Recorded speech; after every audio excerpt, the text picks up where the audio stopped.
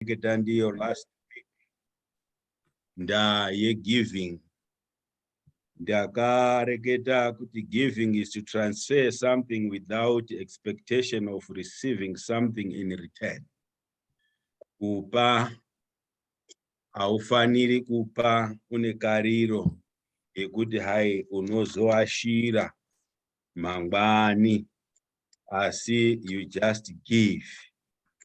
Ndichoringisa type of giving itaka ona last week. Takanga tine tithe, tikanga tine the seed kana kuti offerings, tingaita the first fruits kana kuti harvest, tikaita inonzi alms giving.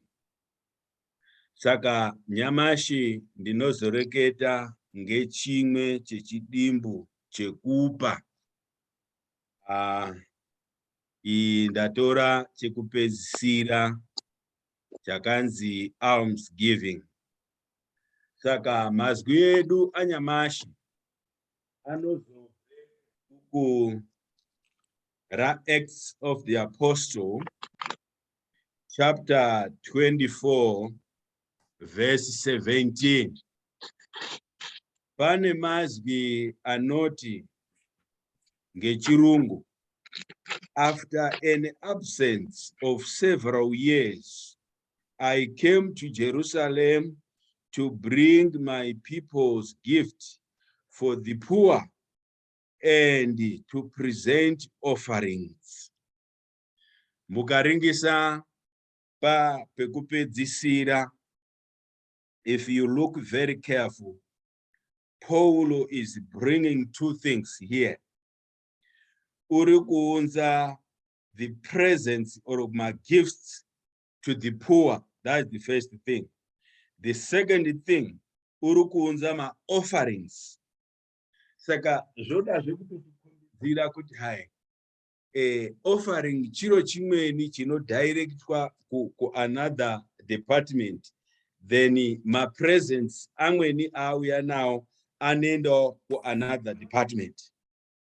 Muririmu rwedu mabasa emapostori chapter 24 verse 17 inoti iyo, zvinonge shure kwemakore akawanda ndakauya kopa zvipo nezvokupira mudiro kune vedzinza rangu. Ndakauya kopa zvipo nekuzvokupira mudiro kune dzinza rangu. Saka une zvipo nezvipo zvokupira kudzinza rake as a Christian.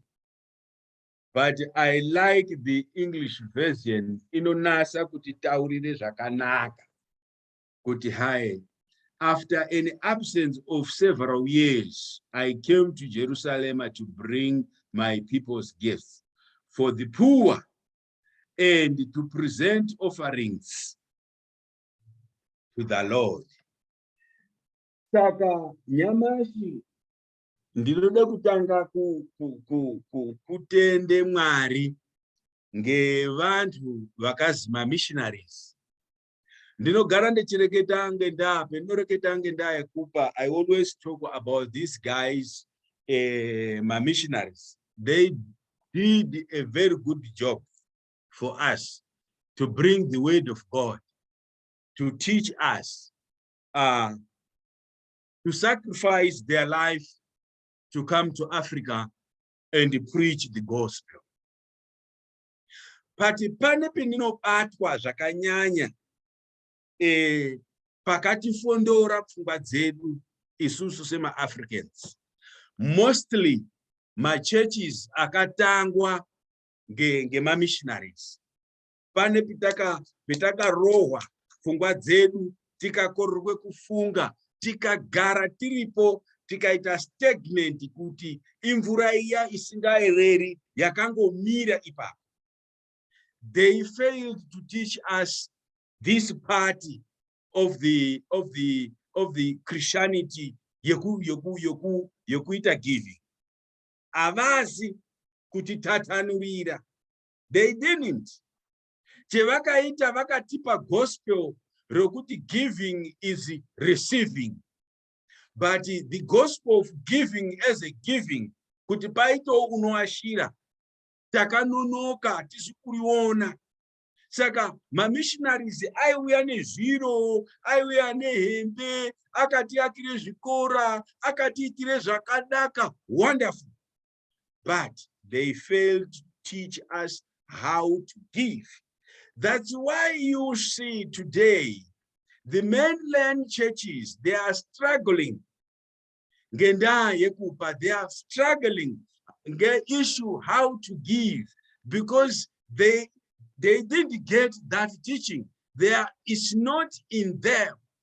But mukaringisa machechi akazotanga pamusoro ane vana vakabva kumissionary vakaenda kuzoringisawo mukati mwevhesi vichoende kuona kuti mune loopholes itisizi kudzidziswa. They started by teaching tithing, offering, whatever. Isusu sema mainline church chitakabatisisa maningi pakupa ngechokukukura harvest. Takaizwisisa maningi. Tinokukura ngoti vaiti uyai nembeu dzenyu, toenda nembeu, mamengu, makatapeya, madima, toenda nawo tokuma toti rwi muchechi. Vona mata. Zvimweni zvaitora kuna kuzvaienda. Zvimweni zvaizopeisira dangani zvapuwa nguruwe. Asi apapo pega ere pokuti taitambanudze harvest, we are the best. But toreketa nge the element of giving, we are behind. So ndiri kuda kureketa panapa ngendaa yegama rineri kuti alms giving. Alms giving ndingati iyo it's money or food or material goods donated to people living in poverty. Mukachiringisa mureketero undaita kuti it's just a money, food or material goods donated to the people living in poverty. Mukazviringisa zviri azvinoita ungati hazvisichiri Kristu ba. It looks like it's not a part of the Christianity. Because zviri kuita ungati imare inongopuwe vantu, chikafu chinongopuwe vantu, material inongopuwe vantu, ngevantu vanazvo kupa kuvarombo. But ndaida kuti muringise zvakanaka kuti hai azvibati ani religious chete, even religious is there. Saka ndamuyerengera Acts chapter 24 verse 17. Paulo unema problems akasangana nao kusungwa kudini, those persecutions dzakasangana na Paul. So he failed to go down to Jerusalem koita mutsangu wake wokupe varombo nekupa maofferings ake kuna Mwari. He failed to do that.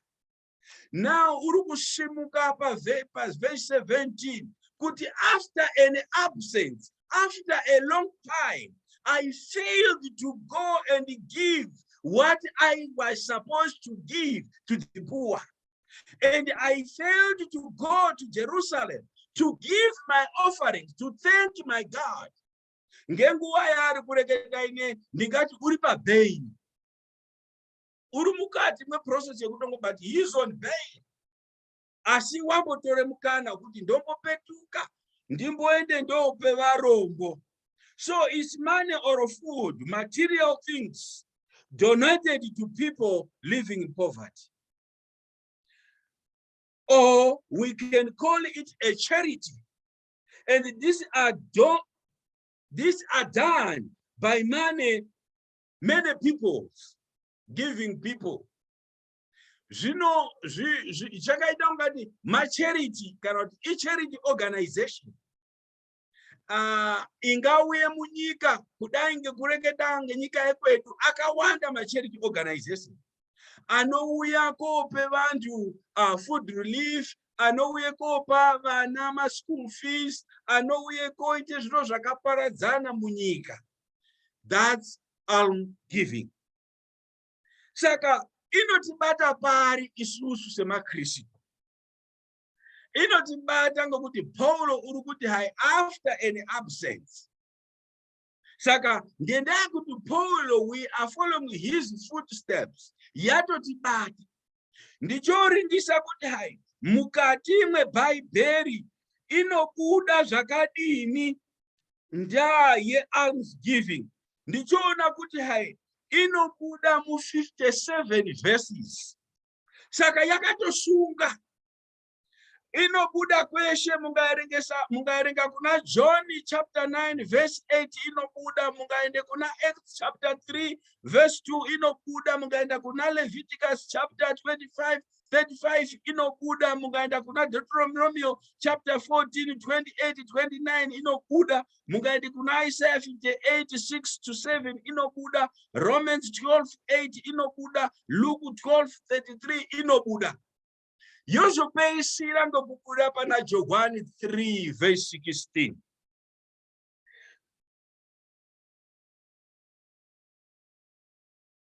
Saka irimo.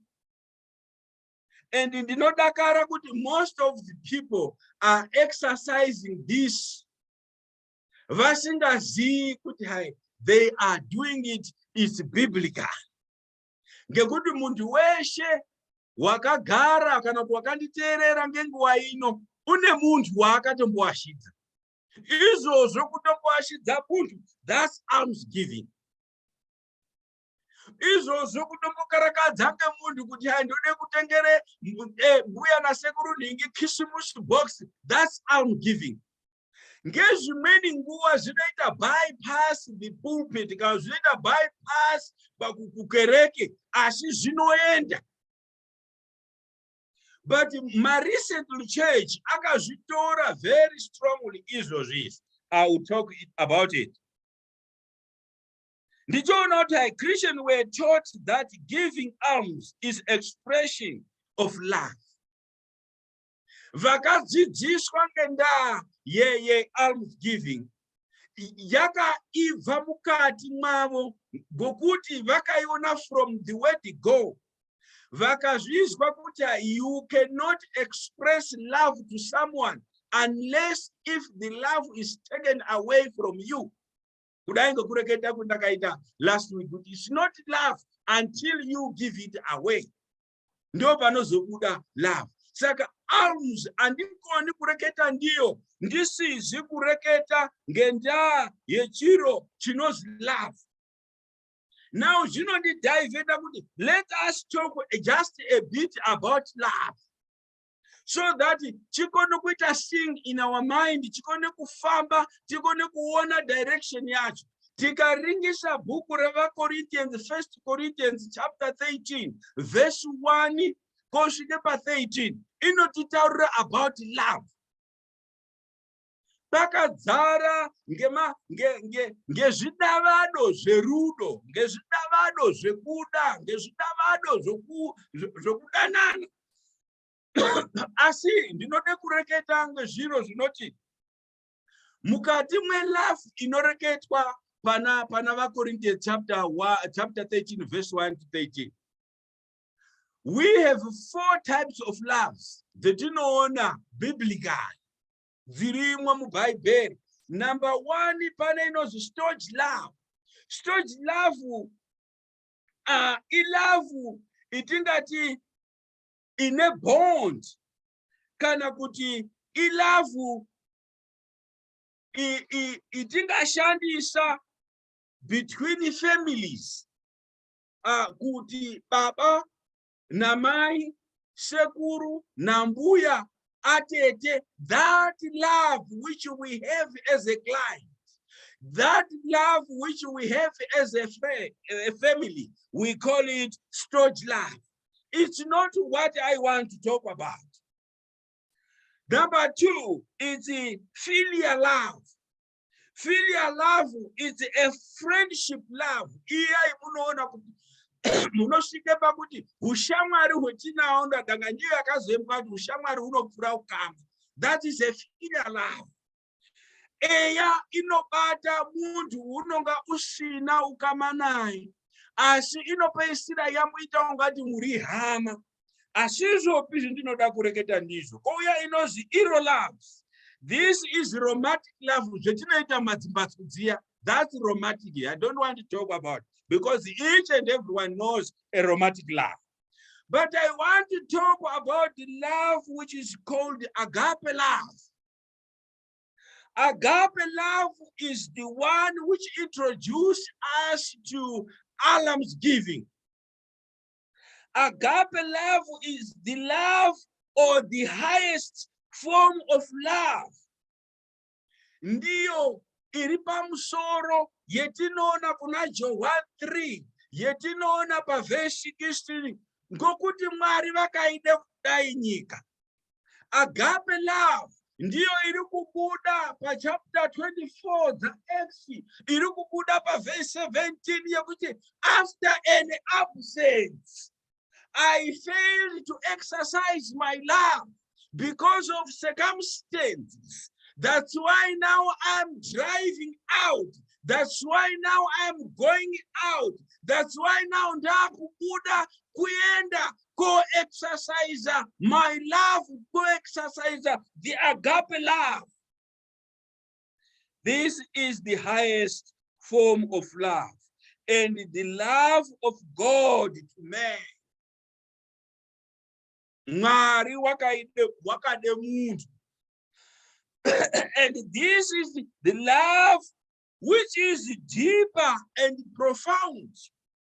Agape love is not a romantic, it's not a filial love, but irudo rwakadzama. You sit and you think of someone. Kungofunga nje kuti hai zvendakagara panapa ndingade kublessa anani pachikuwe, then you just surprise and give. It's not an obligation, but it's something driven from your heart. It's a sacrifice love. Ngokuti Jesu unyari akazitaka mkuwa ndi Baba. He has the power to say, no, I'm not going to die. But he sacrificed himself. Saka alms giving is a sacrification. Yokuzvipira kana kuti kudzamisa kuti inini ndaakuzvipa, inini I'm taking what I have and give it to other people. I'm taking the food which I have today and give it to the people. Kudzakisa, sacrifice. This love does not look like in a race. Yekuti hai, ndoda kuti hai vantu vandione, ngandirumbe, vantu vandione. It's a secret love. It's a secret, and it's something which people could not see. Vangazotozwa ngemuntu waashidzwa. And mind you, doesn't count race. Mind you, doesn't count color. Azvina ndaa kuti uri muboy, uri muAmerica, enda womupa muyunguwo, just give a flower. Just ask him to come for a dinner. Ndairingisa zvindisingadakariri maningi zvinokuizwa muAmerica zveHalloween. But on the other way, Halloween ine element of alms giving. Ngendauti inguwa ivanodakara nekupanana zviro, unoone zvana zvechiuye pamusiwo zvechiexpecta kuone makeindi from us as a parents. Agape love. This love is like charity. This love is a command. Mugaringisa kubhuku ra John chapter 15 verse 12. Inoti hai Jesu vachireketa, my command is this: love each other as I have loved you. Idai vamweni venyu semudiro windakamuita inini. Ndakaende pacross, ningakohomerwa ndeizwa, zvipikiri zvingapinde munyama, minzwa ikaiswe musoro. So do the same. So giving it should be pain. Giving isati yakurwadza, giving isati yareketa mubatso is not yet a giving. Should create a pain because it's a command from our brother Jesus Christ. As I have loved you, ngomudiro undakamuita kuti ropa rangu rakatsotsoma ndeizwa kuti iwe neni upone. Through his ministry, Jesus showed his love for others. Mungaringisa in 3 years, Zakashanda, Jesus, he was using alms giving. He blessed the people. He saved the poor. He saved the sick and the distressed one. So we are talking love. But ndirukuti inini aukoni kureketa ngekupa usina kurekete rudo. That's why I touch this part. Yokuti hai, love and giving go hand in hand. Ndakazvireketa last week kuti hai, love produce giving, then yozonza faith. We will talk about faith one day. So tingadzoka kubhuku redu ritanga tinaro. Ndangati chiringisawo mukati mwebhaibheri kuti hai vantu vaka-exercise the alms giving nganani vakawanda. But ndakaringisa Zakeu kana kuti Zacchaeus, chikomana chifupi ichi chakwira mudenga chazodai but pano panendidakadza chisati chareketa chakati hai baba, ngokuti wazidzuka ndinorya newekumba kwako, chikati baba, I will give the poor. That was the first statement yaakareketa kuna Jesu. Whatever I have, I will give it to the poor. Alms giving. Uchozoenda beri because wakaziya upava nehuchokicho hwake akati I will pay back what I took from the people. But chakutanga ngechekuti I will give the poor alms givings. Tichoonawo kuti mubhuku mune mukadzi uya waizi Dorcas. She was exercising alms givings. Tichosangana na Cornelius minamato yako nezvipo zvako zvagamushirwa, alms givings. Tichoenda zvakadaroko.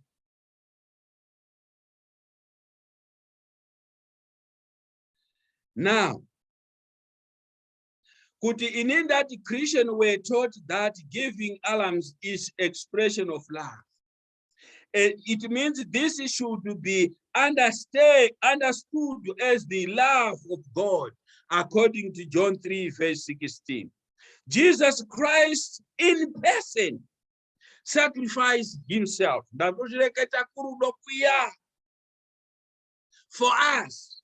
To be what you are today, to be what I am today, is because someone died. Alms giving. God gave his only son for us. Mwari vakatipa mwana wake wakabarwa ari ega, iye ega, mbune. That's love. So ndoda kuti you need to think and meditate. Kuti hai, where is your love? Ndoda kuti uringise zvekuti hai, are you exercising alms givings? Nguwa yekisimusi, munozviziya imwe, nguwa yekisimusi kwetakabarirwa iyo, mungauraye mbudzi, pane bandauko rinozi ngariende panhingi, because they know that panhingi hapana chiripo. Nguwa yekisimusi, pane inoti Christmas tree muchechi. Chechi yakangwara inoringisa kuti vantu vanotama, vantu vasina nganani, and vamweni vantu avatokarakadzwi ngevantu vamweni vatendi. The church should buy something to those people. Voice of a Christmas tree. God is love. Alms gives. Inini definition yangu ndakati inini alms giving is donating. Kudonata so. Kungozwa kuti hai, inini ndodi kungodonata so. That's why makaona kuti ma-American mweya we-donation vanawo stereke. They donate everywhere. Inyari panorikuwa hondo yemene. Vanotodonata. Vanoita alms. Vanotendesa nezvibhamu zvemene vanotumira donation. Chikafu vanotumira, zvinanda kuti makavengana vanotumira donation. Nemasoja vanotumira kunyika kwenyuyo munganga zvamushatira vanotumira donation. And in return, you see, munopesera moti hai. America ine mare yakawanda maningi is because of their hands. Muoko wavo unotambanudza. They don't expect anything in return, but God will bless them. Vopesera moti hai, in God we trust. Donating. Now ndangati chiringisa because mukati mwekereke yedu nyamashi uno vanoterera zvinoreketwa muchechi mune group rapudemo rinozi missionary work. That missionary work is alms giving. Mukati mwechechi yedu kana kuti pakati pedu isusu as a group pano pitiri pano pa diaspora UCC pano the fellowship avari pano. We are part on the parcel of alms giving because we are donating a meal to the Mount Cylinder. So, chiro, but we didn't get teaching yacho. Chiro chitinoita every day, but atisi kumbochidzidziswa. Pachindau chedu tinoti hai, mutare kubuya kuti hai chindiro chokuti endai mwopa ufu pambuya nhingi, endai mwope zviuninga mbuya nhingi, endai mwope zvimazanda sekuru nhingi. Zvinoitika izvozvo pachibhoyi chedu. Ati expect kuona chino chinouya kwetiri. Asi munozoona kuti hai ngezuva rimweni mbuyana kumatoro kwavo paite zvimadhumbe, vanotumire zvimadhumbe kuti endai mwovapa. Pai mumboryawo zvetinorya uno. Endai mwovapa vanotipa zvinyama teirya, endai mwovapa zvimupfutswa izvi, muti kwai ndikuya. Mapuwa musazoramba, you have to thank God and pray for that mupfutswa. Alms giving. Now I was looking for the situation or the current situation in Zimbabwe today, or the current situation in the world today. People, they say, I cannot give. I cannot exercise alms giving because I don't have anything. That's fact. I agree with you. If I talk to a teacher or to a nurse or to a doctor who is in an African country, who is in Zimbabwe in particular, where he or she is getting just a few coins, a few dollars, a few money, then an alms giving from someone. But let me bring you closer to me. When we talk about donating, when we talk about alms giving, we don't mean you have to give money or food. I said even material things. Let me talk here about a nurse. Okay, the teacher. Okay, let me talk about time. Because in alms giving, we have time, we have money, we have service, we have resources, and we have other things. But let me go through these four things. Time, to donate your time. Do you know that those people who are on the streets, mad, Vamweni they were not supposed to be mad. Vanga vasingafaniri kuva mupato, but vakashaya time yevakasangana nemunhu, pakashayawo munhu wakapa time. Let us talk. Kureketa kwega kunobvisa stress. Kureketa. So you don't have money, but you have time. You just go and visit someone or your neighbor. Talk to him, talk to her. That's alms giving. But it's not Atina, but you have your time. That time is not expensive. You can create time anytime and talk to someone so that he cannot get stressed and get mad.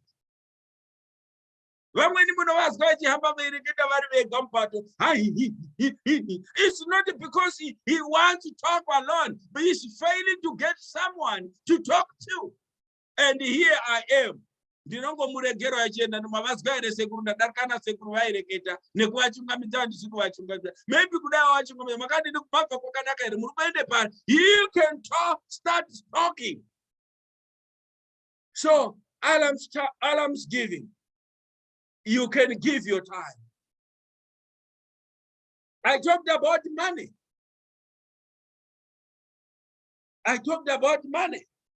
Kana kuti ndimbopeisa apa pe time. Do you remember that guy Region?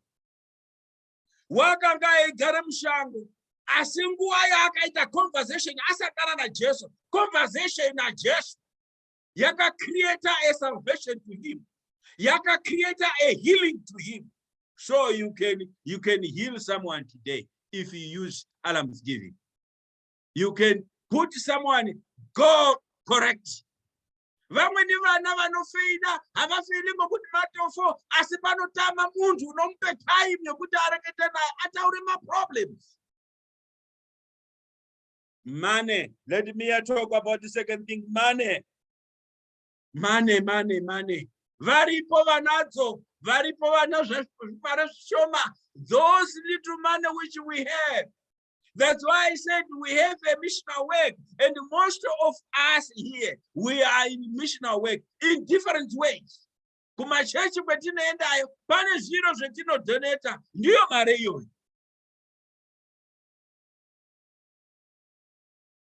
Zvona izvozvo zvidoko, saka money things, school fees, building house, etc.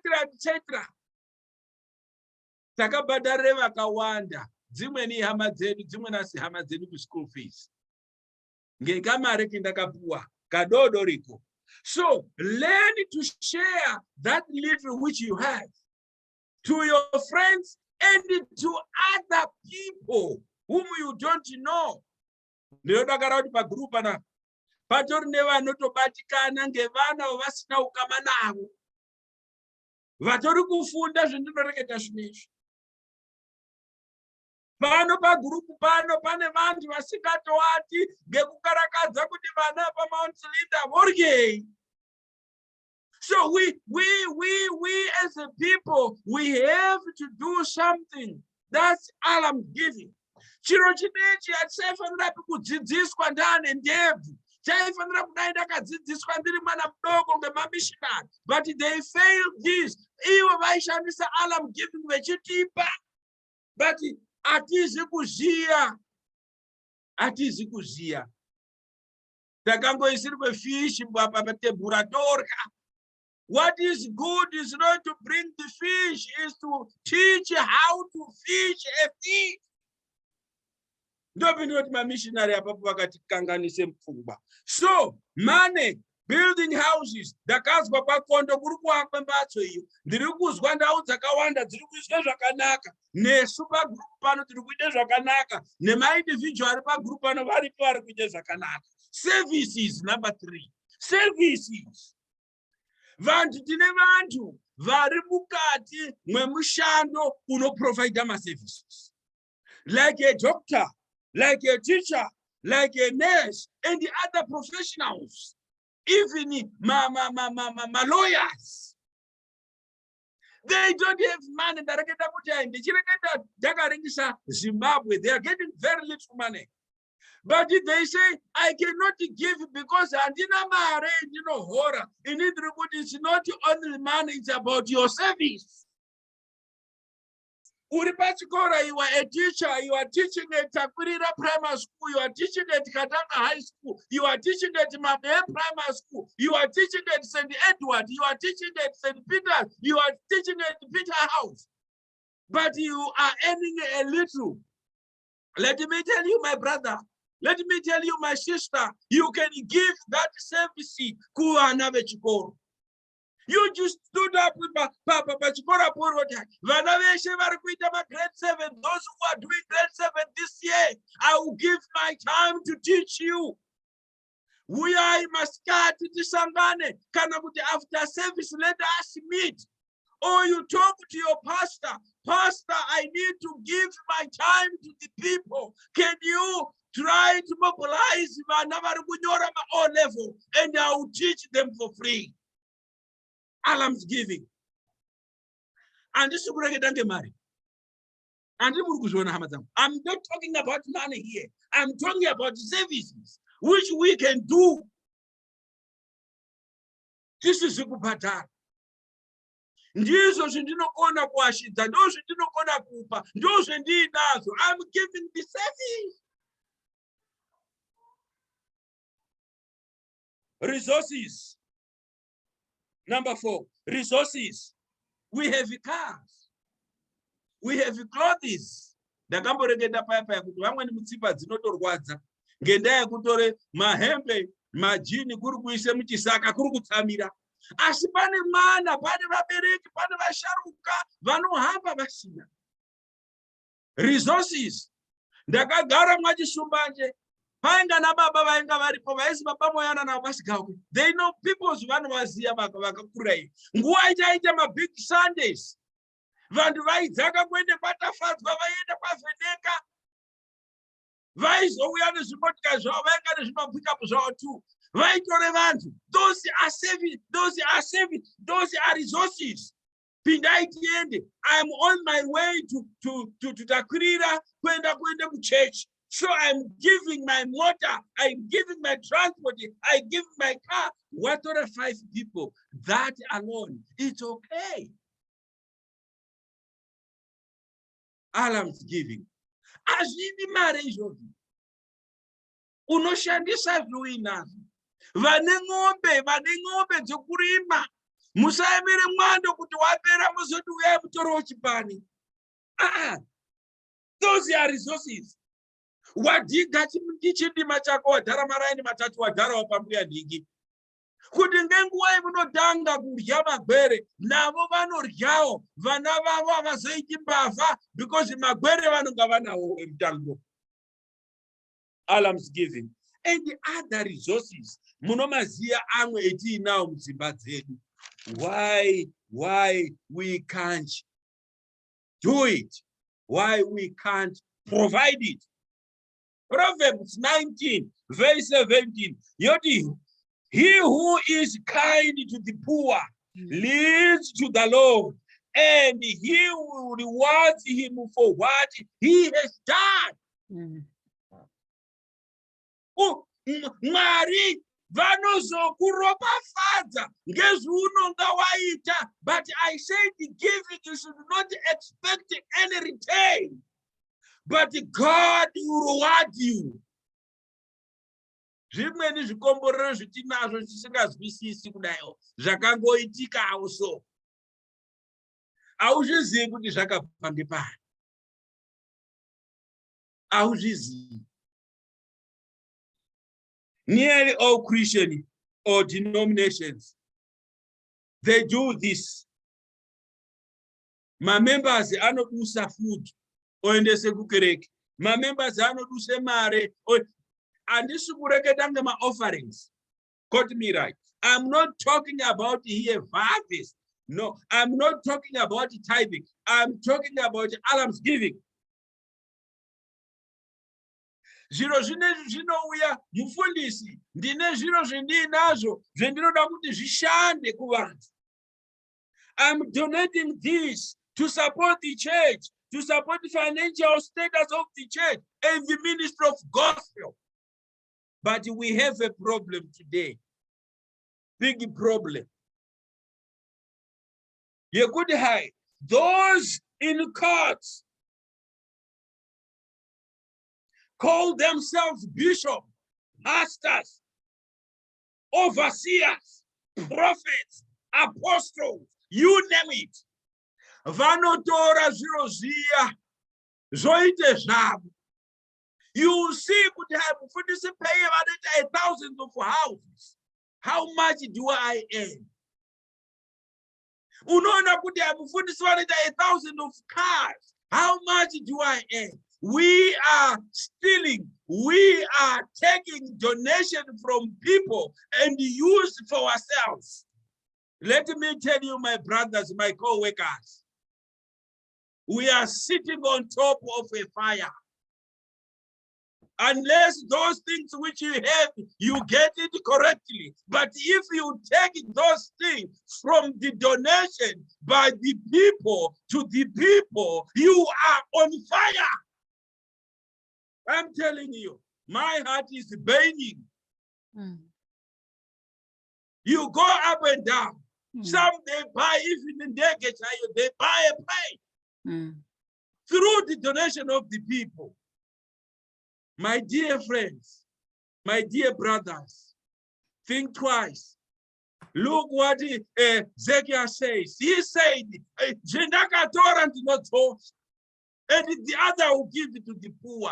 What a confession. What a good ending. You can do that also today. We turned the way of God to ourselves. Zvinode Mwari takazvichisha Alms yakabenefita in it.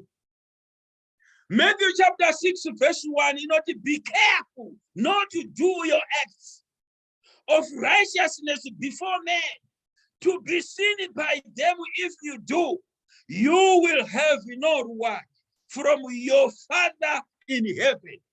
Zvounaitazvo zvisazikanwa ngekumurwo, zvisazikanwa ngekumoshwe, ngekuti zvinozotama mubayiro, zvinozotama mutongo.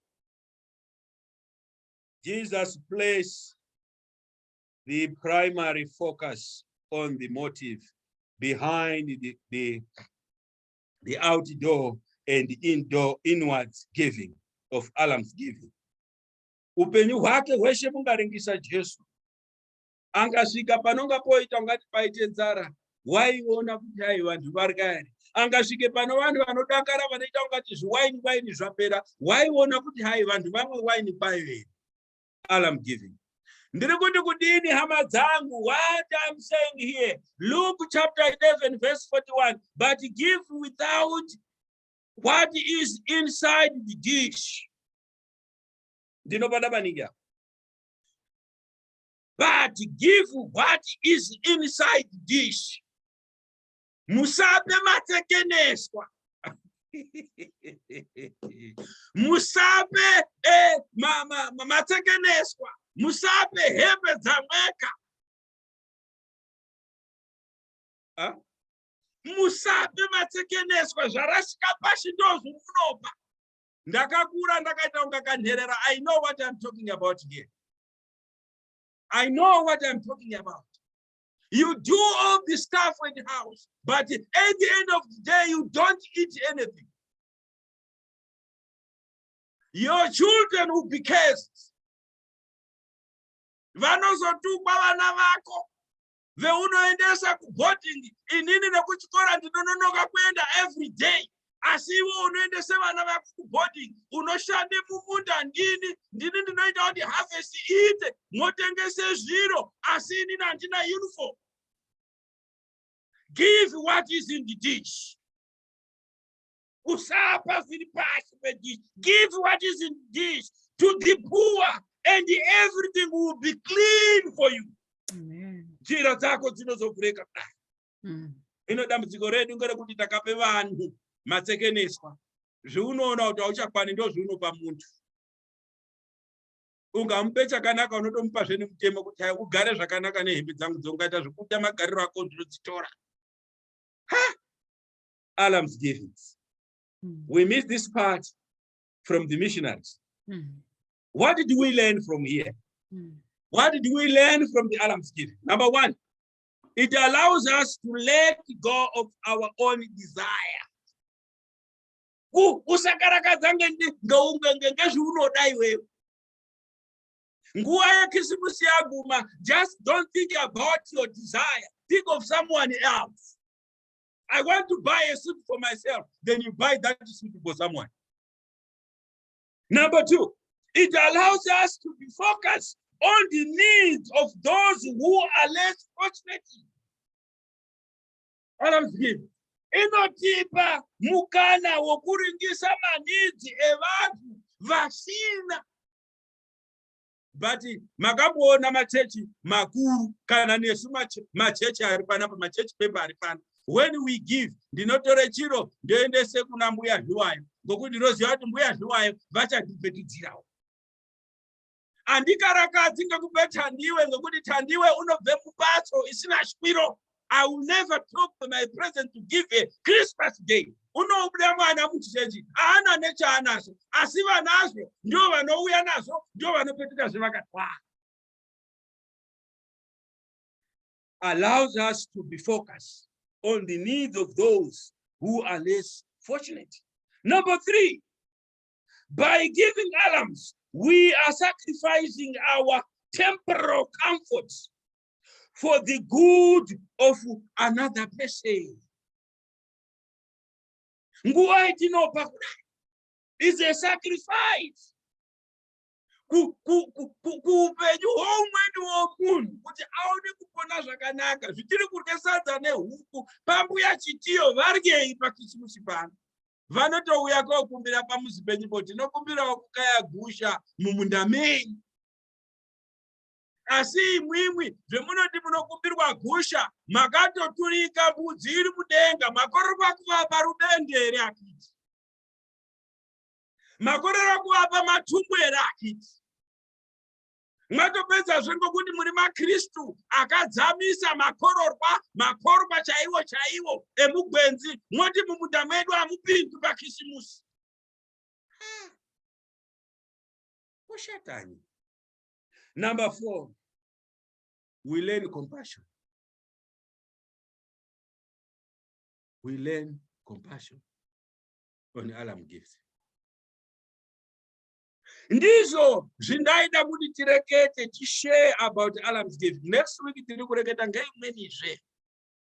Asi ndinoda kuti hai muone kuti hai ndaa inei ainyanyi kuita go through the church. Mungaona inopinda muchechi, chechi inotora zviro zvacho nayosunganidzira, vantu vohamba ngemovha kwadzo, asi vanopa vanoti endai mwopa.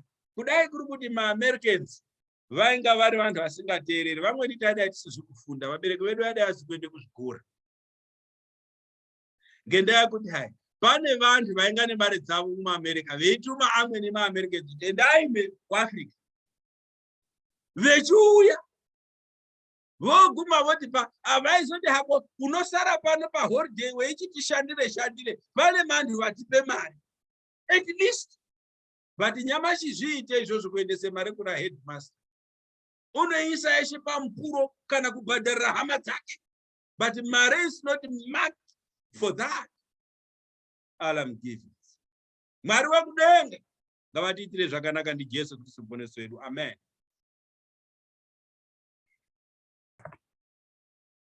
Nouya pamberi pechigaro chenyasha dzenyu kumutenda nekuti muri Mwari wakatendeka nguva dzeshe.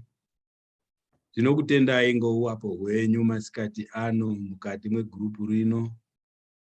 Tinokutendai Baba nekutidzidzisa nekutitaurira zvakanaka zvamunoda kuti tiite sevana venyu.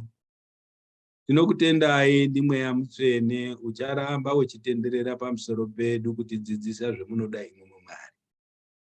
Tiri kunamata Baba wedu ngenguva ino kuti hino zvitazwa iri gama realms giving mukati mweupenyu hwedu Jehovha.